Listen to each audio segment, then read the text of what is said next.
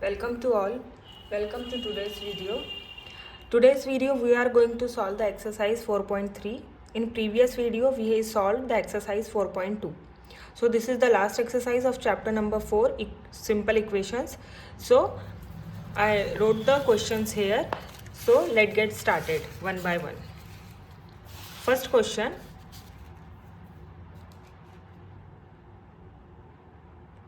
First question is set up equations and solve them to find the unknown number in cases. यहाँ पे जो question दिया है उन्हें हमें अच्छे से पढ़ना है और उसके अकॉर्डिंग हमें अपनी इक्वेशन बनाना है और इक्वेशन बनाने के बाद हमें वो जो वेरिएबल जो हम लेंगे उसकी वैल्यू फाइंड करना है. 8 4 to 8 टाइम्स अ नंबर. हम एक नंबर ले लेते हैं x. हम कंसिडर करते हैं एक नंबर कौन सा है x. तो ये बोल रहे हैं कितने टाइम्स है वो 8 टाइम्स. तो हमने उसमें 8 का मल्टीप्लाई करा. अब वो बोल रहे हैं 8 4 मतलब इसमें हमें कितना करना है 8 4. तो आप वो बोल रहे हैं आपको क्या मिलेगा यू गेट 60 मीन्स इसका जो है 60 आएगा. तो इसको सिंप्लीफाई करें हम. सबसे पहले क्या करेंगे हम जो सिंपल वैल्यू सिंगल उसको ट्रांसफ़र कर देंगे. तो क्या हो जाएगा 8x is equals to 60 minus 4 हो जाएगा. अब 8x इज इक्वल्स टू क्या हो जाएगा 60 में से 4 जाएंगे तो 56 बचेंगे. अब यहाँ पे जो ये दो नंबर है मल्टीप्लिकेशन में जब ये ट्रांसफ़र होगा तो डिवीज़न में जाएगा. तो क्या हो जाएगा x is equals to 56 upon 8. समझ में आया. ये 8 जो है वो डिवीज़न में गया है. अब 8 का टेबल हम रीड करेंगे. 8 7 ज़ा 56 होता है. 8 1 ज़ा 8 8 7 ज़ा 56. तो यहाँ पे जो x का नंबर x की वैल्यू हमने फाइंड की है वो कितनी है 7. Okay understood. इसी तरह से हमें बाकी के भी सम सॉल्व करने हैं. जैसे दूसरा है 1/5 ऑफ अ नंबर. सबसे पहले हमने एक नंबर ले लिया कोई भी वेरिएबल. अब वो बोल रहे हैं उसका 1/5 मतलब 1/5 ऑफ अ नंबर -4 गिव्स 3. इसको भी सिंप्लीफाई कर लेते हैं. इसको सिंप्लीफाई कैसे करेंगे. इसको हम ऐसे लिख सकते हैं x upon 5 -4 is equals to 3. अगर हम यहाँ पे क्रॉस मल्टीप्लाई करें एलसीएम लेके तो नीचे आएगा 5 आएगा. नीचे क्रॉस मल्टीप्लाई करेंगे तो 1 का x से मल्टीप्लिकेशन होगा तो x. 5 का 4 से मल्टीप्लिकेशन होगा तो 5 4 ज़ा 20 इज इक्वल्स टू 3. अब हम क्या कर सकते हैं इस 5 को हम ट्रांसफ़र कर सकते हैं इधर. अब यहाँ पे ये डिवीज़न की फॉर्म में इधर जाएगा तो ये मल्टीप्लाई में हो जाएगा.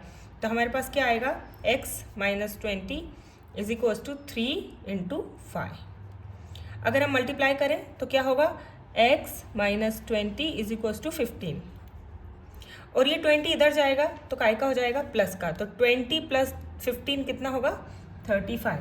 तो इसका आंसर होगा हमारा 35. ठीक है. अब थर्ड सॉल्व करते हैं हम. If I take 3/4 of a number. अब वो नंबर हम x कंसीडर कर लेते हैं and add 3 so I get 21. Same वही प्रोसीजर है. हम क्या करेंगे यहाँ पे इसको 1 कंसीडर कर लेंगे. अब हम जब एलसीएम लेंगे इसका 1 और 4 का एलसीएम लेंगे तो नीचे आएगा सिर्फ 4 आएगा. अब 1 का 3 में करेंगे तो 3x प्लस इस 4 का इस 3 में करेंगे तो 4 3 ज़ा 12 इज इक्वल्स टू 21. अब इस 4 को इधर ट्रांसफ़र कर देंगे तो मल्टीप्लाई में चला जाएगा. अब ये 4 इधर मल्टीप्लाई में जाएगा तो क्या हो जाएगा 3x + 12 इज इक्वल्स टू 21 × 4. अच्छे से सिंप्लीफाई कर लेते हैं इसको. तो हो जाएगा 3x + 12 इज इक्वल्स टू अब 21 का 4 में हम मल्टीप्लाई करेंगे तो क्या होगा 84. अब ये 12 को इधर भेज देते हैं. जब 12 इधर जाएगा तो क्या हो जाएगा 84 - 12 माइनस करेंगे तो कितना बचेगा 84 में से 12 गया तो बचेगा 72 बचा. अब यहाँ पे हमारे पास सिर्फ 3x है तो ये 3 को यहाँ ट्रांसफ़र कर देते हैं. तो 3 1 ज़ा 3 3 2 ज़ा 6 3 4 ज़ा 12. तो आंसर आएगा हमारा 24. इस तरह से हमें ये वाला इक्वेशन बना के सॉल्व कर लेंगे हम. अब नेक्स्ट है हमारा हम उसे सॉल्व करते हैं. When I subtracted 11 from twice a number. अब एक नंबर है वो ट्वाइस है मतलब 2x. 11 सब्ट्रैक्ट कर रहे हैं वो और हमसे कह रहे हैं कि उन्हें मिल रहा है रिजल्ट 15 उनको रिजल्ट मिल रहा है. तो हम क्या करेंगे इसमें जो सिंगल नंबर है उसको ट्रांसफ़र कर देंगे. तो क्या हो जाएगा 2x इज इक्वल्स टू 15 + 11 हो जाएगा. तो इसको क्या करेंगे 2x इज इक्वल्स टू 15 और 11 इन दोनों को ऐड करेंगे तो कितना आएगा 26 आएगा. अब x इज इक्वल्स टू अब ये मल्टीप्लाई में इधर जाएगा तो डिवीज़न में हो जाएगा. 2 1 ज़ा 2, 2 13 ज़ा 26, तो x की वैल्यू यहाँ पे हमें मिल जाएगी 13. Understood? In this manner we have to solve that type of equation. Just be remember, while you solving that equation, just read carefully, and according to the equation you have to put the values. There is multiplication, division, subtraction, addition, everything whatever given here, you have to read that equation carefully. After that you can only solve that. Okay, next. Munna subtract thrice the number of notebook.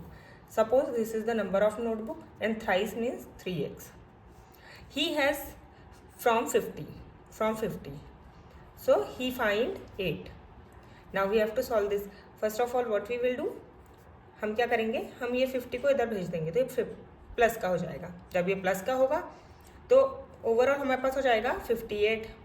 अब यहाँ पे multiplication में हम सामने भेजेंगे, काय में जाएगा, डिवीज़न में जाएगा. तो चला गया डिवीज़न में. 3 1 ज़ा 3, 3 1 ज़ा 3, 3 1 ज़ा 3. वेट, हाँ इसका yes,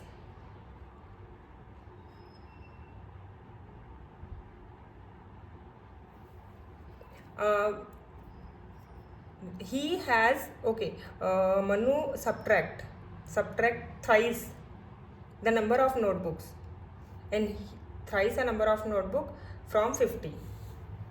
So yes, correct, 50 minus 3x. Okay, 50 minus 3x will be there. So this 50 will come here, so it will get minus, not plus. After getting minus, 50 minus 8 is equals to how much? 42. So here we will take 42 by 3. Okay, यहाँ पे हम minus करेंगे, plus नहीं करेंगे. ठीक है, तो 3 1 ज़ा 3, 3 1 ज़ा 3, 3 4 ज़ा 12. तो x की वैल्यू जो है वहाँ पे कितनी आएगी, यहाँ पे 14 आएगी. ठीक है, 14. अब हम नेक्स्ट सॉल्व करते हैं. इसमें लिखा है इबन लाल thinks of a number if she adds 19 to it. एक नंबर उसने सोचा, उसमें उसने कितना ऐड किया. If she adds 18 to it and divide the sum by 5. 19 उसने ऐड किया और इसके सम को उसने कैसे डिवाइड किया, 5 से. तो उसे कितना मिला, उसे मिला है answer if she add, so she will get 8. so 8 will be there. so अब हम क्या करेंगे, 8 प्लस 19 है. अब ये 5 को इधर ट्रांसफर करेंगे तो 5 8 ज़ा 40 हो जाएगा. 8 प्लस 19 इज इक्वल्स टू 40. अब ये 40 इधर हो गया तो क्या करेंगे, x is equals to 40 minus 90. तो कितना हो जाएगा, 21 हो जाएगा. यह हमारा आंसर आएगा इसका. ठीक है, इसका आंसर. अब इसका नेक्स्ट क्वेश्चन करते हैं हम. इसका नेक्स्ट क्वेश्चन कैसे करना है देख लेते हैं. Anwar thinks of a number if he takes away 7 from 5/2. सो एक नंबर उसने सोचा है, उसका 5/2 अगर उसने से हटा दिया, कितना हटाया उसने, 7, तो उसको कितना मिल रहा है, 23. तो वो कह रहा है कि वो नंबर क्या है, फाइंड करो.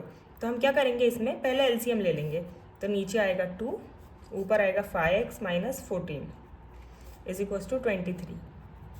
या फिर हम इसको ऐसे भी लिख सकते हैं, 5x minus 14 is equals to 23 into 2. सो 5x minus 14 is equals to 23 into 2 करेंगे तो कितना आएगा, 46. या फिर ऐसा कर देते हैं, 5x is equals to 46 plus 14. इन दोनों का एडिशन कितना होगा, इन दोनों का एडिशन होगा 60 और इसको 5 से डिवाइड कर देते हैं तो कितना आएगा, 14. इसका आंसर क्या होगा, सॉरी इसका आंसर होगा 12. 5 1 ज़ा 5, 5 2 ज़ा 10, 12 आंसर आएगा इसका. ओके, तो इस तरह से हमें ये क्वेश्चन सॉल्व करने हैं. अब नेक्स्ट है स्टोरी सम्स. हम जल्दी से एक बार पढ़ लेते हैं और जैसा उनने दिया है हम उसके अकॉर्डिंग इनकी इक्वेशन बनाते हैं. तो इसमें लिखा है the teacher tells the class that the highest marks obtain by the student in the class is twice. कितने मार्क्स ऑब्टेन किए हैं, twice. Okay, twice the lowest marks. अब हम सपोज करते हैं कि ये लोवेस्ट मार्क है. ओके, और ये है ट्वाइस उसका. तो वो बोल रहे हैं कि, और उसमें +7 किया है. आगे बोल रहे हैं कि the lowest mark +7 the highest score is 87। तो हमने क्वेश्चन के अकॉर्डिंग लिख लिया यहाँ 87। फिर से देखते हैं कि जो लोवेस्ट मार्क है उसके ट्वाइस +7 इज इक्वल्स टू 87, ये हाईएस्ट मार्क है। तो उसमें पूछा है हमसे लोवेस्ट मार्क क्या है वो फाइंड करो। तो हम फाइंड कर लेते हैं। कैसे करेंगे? 2x 87 जो 7 है इसको इधर ट्रांसफ़र करेंगे तो क्या हो जाएगा 2x इज इक्वल्स टू 80। और जब हम 2 1 ज़ा 2 और 2 4 ज़ा 8 करेंगे तो हमारा x का आंसर आ जाएगा 40। मतलब जो लोवेस्ट मार्क है वो कितने 40 और जो हाईएस्ट मार्क है वो है 87। Next question is in an isosceles triangle the base angle are equal. The base angles are equal. The vertex angle is 40 degree. What are the base angle of the triangles? Remember the sum of the angle is 180. तो वो हमें कुछ ऐसे बोल रहे हैं जो इसका बी, ये तो है ए नंबर का क्वेश्चन सेकंड का। अब हम बी वाला करते हैं। तो हम यहाँ पे एक ट्राइंगल है, सोचो हम आइसोलेस ट्राइंगल लेते हैं। तो उसमें वो बोल रहे हैं कि ये जो दोनों बेस एंगल है ये सेम है, कितने के भी होंगे ये सेम है। और ये जो ऊपर है वर्टेक्स एंगल है ये कितने का है बोल रहे हैं, ये 40 डिग्री का है, ठीक है। और ये दोनों सेम है तो ये कितने डिग्री के ये फाइंड करना है। तो हम इसको नाम दे देते हैं ए, इसको दे देते हैं हम बी और इसको दे देते हैं सी। हमें पता है कि ए प्लस बी प्लस सी कितना होता है 180 डिग्री होता है ट्राइंगल का जो एरिया होता है। तो हम क्या करेंगे इसमें 40 डिग्री तो हम रख देंगे। हम इसमें जो ए की वैल्यू है वो 40 डिग्री रख देंगे और हम बी और सी को कंसिडर करेंगे कि दोनों की वैल्यू है एक्स, ठीक है, इज इक्वल्स टू 180। तो हम क्या करेंगे 40 degree plus 2x is equals to 180। अब हम 2x को यहीं रहने देंगे, इस 40 को इधर ट्रांसफ़र करेंगे, 180 माइनस 40 हो जाएगा। या फिर 2x बराबर हम कह सकते हैं कि 140। 2 1 ज़ा 2, 2 7 ज़ा 14, 0 मीन्स ये दोनों एंगल कितने के होंगे 70 डिग्री के। ये भी होगा 70 डिग्री का और ये भी होगा 70 डिग्री का, ठीक है। अब हम करते हैं क्वेश्चन सी नंबर का क्वेश्चन करते हैं, पढ़ लेते हैं। इसमें लिखा है Sachin scored twice as many runs as Rahul, ठीक है। तो हम कंसीडर करते हैं इसमें जैसा वो लोग बोल रहे हैं हम सेम वैसे ही कंसीडर करते हैं। वो बोल रहे हैं इसमें कि सचिन स्कोर्ड ट्वाइस।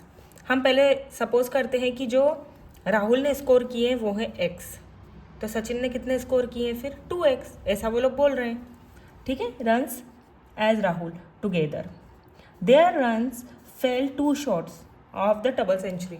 मतलब क्या हुआ, उनकी डबल सेंचुरी बन रही थी लेकिन उनके 2 रन कम पड़ गए। कितने रन कम पड़े 2 रन।